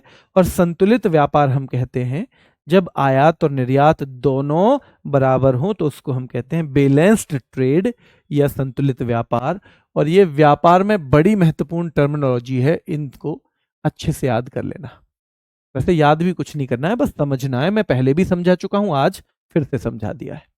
भारत में घरेलू व्यापार को क्या कहा जाता है? तो देखो, आंतरिक व्यापार कहा जाएगा। घरेलू को ना मुक्त कह सकते हो, ना बाहरी कह सकते हो, ना अंतरराष्ट्रीय कह सकते हो। गैट का पूरा नाम हमने पढ़ा था। गैट संस्था जो है, इसी का स्थान बाद में, यही बाद में क्या बना था? WTO। यही बाद में WTO बना था। ठीक है। तो गैट का मतलब था general agreement on tariffs and trade. क्या था? General agreement on tariffs and trade. Bharat का सबसे बड़ा व्यापारिक बंदरगाह, नॉर्मली ये इसका सवाल है नहीं वैसे, पर ये सवाल आया हुआ था। व्यापारिक बंदरगाह मुंबई है। ठीक है, ये आया हुआ था तो मैंने इसमें शामिल कर लिया। हो सकता है वैसे ज्योग्राफी में आपको गुरुजी ने पढ़ाया होगा, इकोनॉमी में भी पढ़ाया होगा। सबसे बड़ा व्यापारिक बंदरगाह, और ये भारत का सबसे बड़ा प्राकृतिक भी है। क्या है? प्राकृतिक बंदरगाह भी है। ये कौन से तट पे पड़ता है? तो पश्चिमी, आपको पता ही है। जो इधर वाले बंदरगाह है वो पूर्वी तट वाले माने जाएंगे, और ये वाला पश्चिमी तट वाले माने जाएंगे। तो मुंबई तो पश्चिम में ही है, भारत के पश्चिम में ही है, तो ये पश्चिमी तट पर है। और पश्चिमी तट पर है, इधर को व्यापार जो है ना उसमें महत्वपूर्ण भूमिका निभाता है। व्यापार का मुख्य उद्देश्य देखो, इनमें से ना सेवा देना, ना दान, ना सरकारी काम। इसका उद्देश्य होता है लाभ कमाना। खुदरा व्यापारी किसे कहते हैं? जो ग्राहक को बेचे, जो पहले अपने लिए ले और फिर ग्राहक को बेचे, तो उसको बोलते हैं खुदरा व्यापारी। थोक व्यापारी किसे कहते हैं? जो खुदरा व्यापारी को बेचता है, यानी जो रिटेलर को बेचता है, उसको हम थोक व्यापारी कहते हैं। भारत का सबसे पुराना चैम्बर ऑफ कॉमर्स, देखो ये मैंने 4 संस्थाएं पढ़ाई हुई हैं, आपके उसमें नहीं पढ़ाई, पर ऐसा एक सवाल आया हुआ है तो मैं आपको बता दूं। देखो, मैंने ये उसमें पढ़ाए थे अभी एक बैच में। एसोचैम, ये एक संस्था है, ये बनी थी 1920 में। एक फिक्की संस्था है, ये बनी थी 1927 में, सॉरी 1927 में। एक संस्था है नेस्कॉम, ये बनी थी, क्या बेटा? ये बनी थी 1988 में। और ये CII वैसे तो इन सब में पुरानी है, पर इसका नाम बदला गया, पहले कुछ और था, तो ये भी बाद की है। तो आपको बस इतना आइडिया रखना है, एसोचैम नाम की एक संस्था, ये व्यापार से संबंधित है, 1920 में बनी। फिक्की नाम की 1927 में बनी। नेस्कॉम जो कि सॉफ्टवेयर वगैरह से संबंधित है, वो 1988 में बनी। एक हल्का सा आइडिया आपके दिमाग में होना चाहिए, ASSOCHAM, FICCI, NASSCOM. ASSOCHAM, FICCI, NASSCOM. अगर पूछे कभी, हो सकता है ना भी पूछे, पर ऐसा एक एग्जाम में पूछा गया है, उस एग्जाम की वजह से मैंने ये सवाल शामिल कर लिया है। भारतीय वाणिज्य और उद्योग मंडलों का महासंघ की स्थापना कब हुई थी? तो इसे नॉर्मल पढ़ो, ये फिक्की पूछना चाह रहा है। फिक्की, फिक्की महत्वपूर्ण है, तो इसके दिमाग में फिर बिठा के रखना है पूरा कि 1927 में फिक्की की स्थापना 1927 में हुई है। विदेश नीति में, सॉरी विदेशी निवेश नीति में FDI का क्या अर्थ है? तो FDI का मतलब है फॉरेन डायरेक्ट इन्वेस्टमेंट। क्या है? फॉरेन डायरेक्ट इन्वेस्टमेंट, यानी जब बाहर से किसी देश के अंदर पैसा लगता है किसी व्यवसाय में, यानी कोई हमारे देश के किसी व्यापार में पैसा लगाए, तो उसे हम FDI बोलते हैं। क्या बोलते हैं? FDI। भारत में FDI नीति को कौन नियंत्रित करता है? तो भारत में FDI को हमने देखा ही था, उद्योग और वाणिज्य मंत्रालय करता है। कौन करता है? उद्योग और वाणिज्य मंत्रालय करता है। वाणिज्य मंत्रालय करता है। भारत का सबसे बड़ा निर्यातक राज्य कौन सा है? तो भारत में सबसे ज्यादा, देखो ये भी डेटा है, ये लेटेस्ट आता है, ये व्यापार में हमको 2 चीज पता होनी चाहिए। हम सबसे ज्यादा क्या किससे खरीदते हैं, सबसे ज्यादा हम किसको बेचते हैं, सबसे ज्यादा किसको खरीदते हैं, सबसे ज्यादा किससे हम बेचते हैं। ठीक है, तो याद रखना है सबसे बड़ा निर्यातक राज्य है। तो जब व्यापार में एक महत्वपूर्ण स्थान है निर्यात का, जब हम चीजों को विदेशों को बेचें, तो ये गुजरात है बेटा। पुराने टाइम में ये महाराष्ट्र हुआ करता था, किसी ने पीवाईक्यू में पढ़ा भी होगा तो महाराष्ट्र मिलेगा वहां, पर जो लेटेस्ट आंकड़े हैं वो गुजरात है और महाराष्ट्र दूसरे स्थान पे है। इसलिए आपके दिमाग में रहना चाहिए कि भैया कभी आपने पीवाईक्यू किसी किताब से पढ़ा उसी को कर दो, तो ये लेटेस्ट आंकड़ों में गुजरात है बेटा सबसे बड़ा निर्यातक राज्य, यानी जो चीजों को एक्सपोर्ट करता है सबसे ज्यादा गुजरात करता है। ठीक है, जब विदेशी कंपनी भारत में प्रबंधन के साथ निवेश करती है तो उसे क्या कहते हैं, एफडीआई कहते हैं। क्या कहते हैं, एफडीआई कहते हैं भैया, एफडीआई, एफडीआई कहते हैं। विश्व बैंक का पूरा नाम, नॉर्मली इस टॉपिक का क्वेश्चन नहीं है पर यह सवाल आ जाता है तो ध्यान रखना है, ये है कौन सा, international bank for reconstruction and development, IBRD. ये सवाल आ जाता है कई बार तो, और है थोड़ा सा इससे मिलता जुलता, तो वही रख लिया है, पुनर्निर्माण तथा विकास के लिए अंतर्राष्ट्रीय बैंक विश्व बैंक का पूरा नाम होता है। भारत में निर्यात संवर्धन परिषदें, देखो जो प्रमोट करें किसको, एक्सपोर्ट को, यानी हम बाहर जो चीजें बेचते हैं उसको एक्सपोर्ट करने वाली जो संस्थाएं हैं, ये वही तो हैं, एमपीडा, एमपीडा, अपीडा, ये वही तो हैं। निर्यात को बढ़ाने वाली काउंसिल ही तो है वो। तो किस मंत्रालय के अंतर्गत आती है, तो हमारा उद्योग और वाणिज्य मंत्रालय। ठीक है, अच्छा इसमें गलती से बेटा ऑप्शन ही गलत लिख गए, तो इसमें वाणिज्य और उद्योग मंत्रालय दोनों होने चाहिए थे, वाणिज्य और उद्योग मंत्रालय, ये ऑप्शन हम हटा देते हैं, वाणिज्य और उद्योग मंत्रालय एक साथ आएगा क्योंकि मंत्रालय पूछा है, वाणिज्य और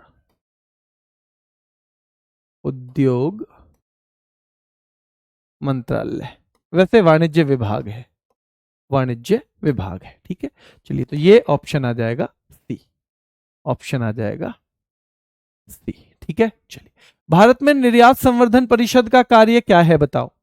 देखो निर्यात संवर्धन का मतलब एक्सपोर्ट प्रमोशन काउंसिल, प्रमोशन का मतलब है बढ़ावा देना, नौकरी में भी जब प्रमोशन होता है तो हम आगे बढ़ते हैं ना, तो प्रमोशन का मतलब है बढ़ावा देना, तो निर्यात को प्रोत्साहित करता है, तभी तो इसका नाम है, इसका नाम में लिखा है एक्सपोर्ट प्रमोशन काउंसिल, निर्यात संवर्धन परिषद, तो निर्यात को प्रोत्साहन देने का काम ये करता है।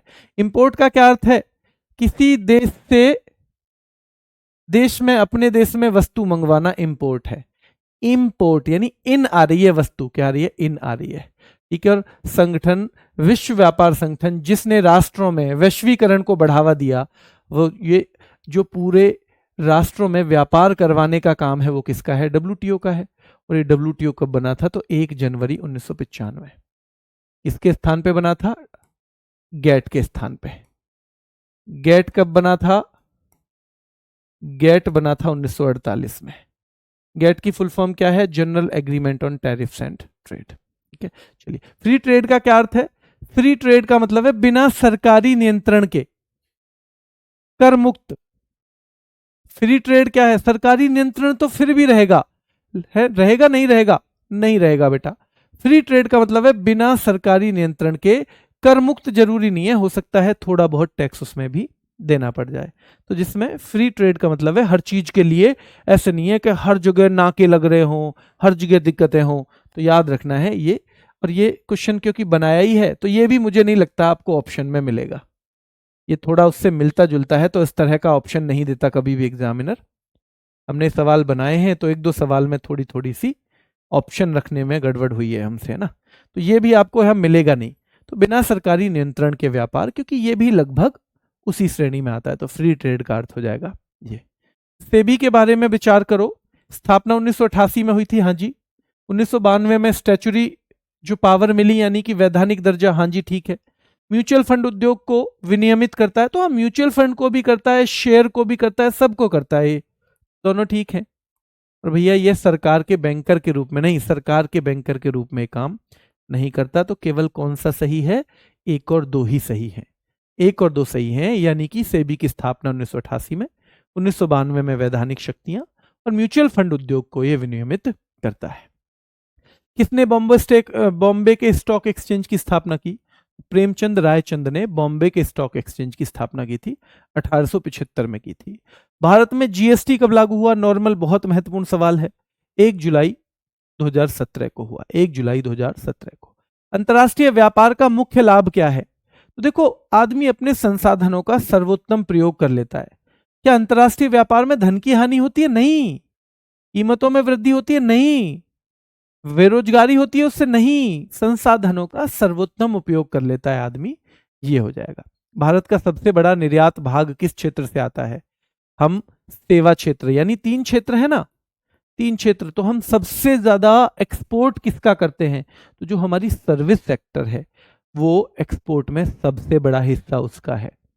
हमारे सर्विस सेक्टर में हमारा क्या है बेटा? सर्विस सेक्टर में एक्सपोर्ट वाला जो हिस्सा है, उसमें सर्विस सेक्टर सबसे ज्यादा बड़ी भूमिका निभाता है, लगभग 45%। अगर हम 100 रुपए की चीज बेच रहे हैं या सेवा दे रहे हैं विदेशों में, तो 45 रुपए केवल और केवल सर्विस सेक्टर से आता है, सर्विस सेक्टर से। नेशनल स्टॉक एक्सचेंज की स्थापना किस समिति के द्वारा? तो आपको पता है नेशनल स्टॉक एक्सचेंज जो है, ये फेरवानी समिति थी, 1992 में स्थापना हुई थी और 1994 से काम शुरू किया था इसने। 1994 से काम शुरू किया था। क्या किया था?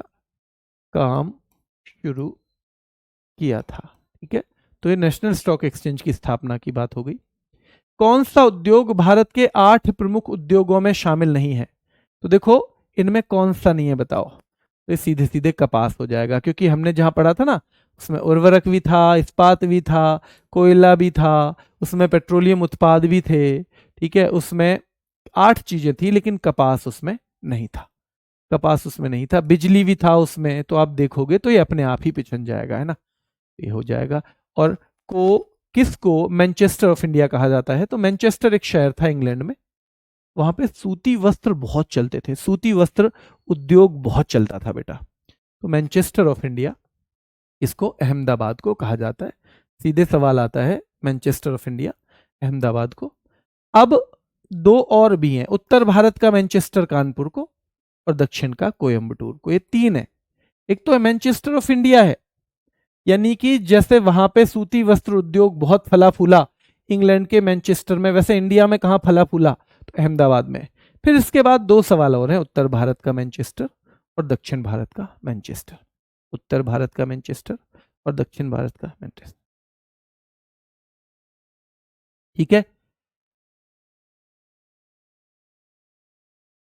तो यही सवाल है बेटा, इतने ही सवाल हैं, ये खत्म हो गया। इनको कर लेना। इसमें आप ये बताओ, जो पुराने जो पढ़े हुए सवाल हैं, उनमें से आपने लगभग कितने सही किए? 80% के करीब हुए? नहीं। जो आपने क्लास में पढ़ा था, जो मैंने नए सवाल करवाए हैं, लगभग 15 सवाल होंगे ऐसे, 15-16। तो वो तो कुछ कुछ ऐसे छोटे छोटे टॉपिक, जो हम अलग टॉपिक रखते तो वो समझ में नहीं आता एक साथ ये कहाँ से आ गया। एक्सपोर्ट हमने पढ़ लिया। एक्सपोर्ट हम सबसे ज़्यादा कहाँ करते हैं? अमेरिका। इंपोर्ट हम चीन से ज़्यादा करते हैं, पर दोनों मिला के हम अमेरिका से ज़्यादा करते हैं।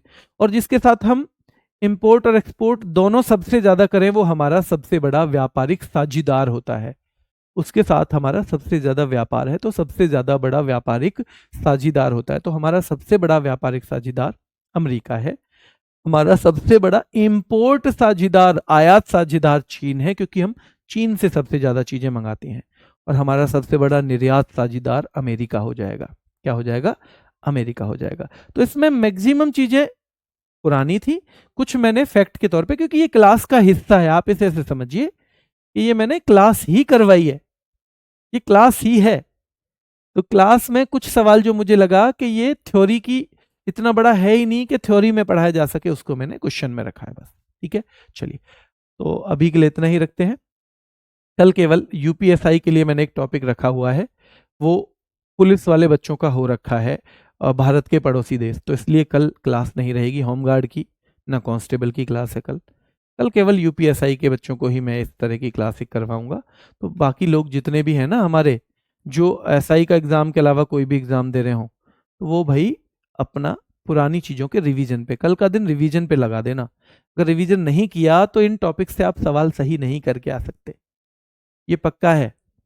ये टॉपिक आपको रोकने के लिए ही तैयार किए हैं। बाकी कांस्टेबल वाले बच्चों का तो मुझे पता है कि मैं प्रैक्टिस सेट लेके आऊंगा उनका, तो उनकी तो अच्छी तैयारी मैं करवा दूंगा, चाहे थोड़ी बहुत कमी भी रह जाए। ठीक है, होमगार्ड वाले बच्चों का भी 1 महीना है, मैं करा दूंगा। अभी तो मेन है कि अगर जो एसआई का पेपर दे रहे हैं ना बच्चे, क्योंकि इसमें कॉमन बच्चे बहुत हैं, बहुत सारे बच्चे कॉमन हैं एसआई का दे रहे हैं, उनके लिए मैं कहूंगा कि भाई एक मैराथन जो आएगी उसे कम से कम अच्छे से करके जाना। ईश्वर ने चाहा तो बहुत सारी चीजें वहीं से मिल जाएंगी। ठीक है, अभी के लिए इतना ही। धन्यवाद।